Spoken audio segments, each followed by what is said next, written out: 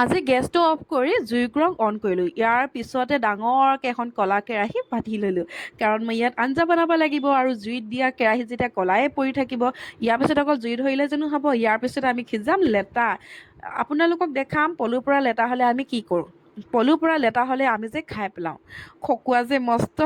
এয়া দেখিছে না, পানীখিনি গৰম কৰিছোঁ, তাতে খাৰ দিছোঁ, খাৰ দিয়াৰ পাছত এনেধৰণে সিজাইছোঁ, সিজোৱাৰ পাছত এইখিনি লেটা হৈছে। কিন্তু এই লেটা উলিয়াবলৈ কিন্তু ইমান সহজ নহয়, তাকে আপোনালোকক মই অকণমান দেখালোঁ। চাওক মই কেনেকৈ জল্দি জল্দি কৰিছোঁ আৰু দেই। আপোনালোকে ভাবি লওক মই জল্দি জল্দি কৰিছোঁ বুলি, কিন্তু ইমান জল্দি মই কৰা নাইকিয়া। কিন্তু ৰ'বচোন ৰ'ব দেই, আপোনালোকে মোক কি সকুৱা বুলি ভাবিছে নেকি? যদিও মই সকুৱা বুলি কৈছোঁ, কিন্তু মই সকুৱা নহয়। কাৰণ সকুৱা হোৱাৰ লগে লগে মানে কি হয়, মই এগৰাকী বিহুৱতীও হয়।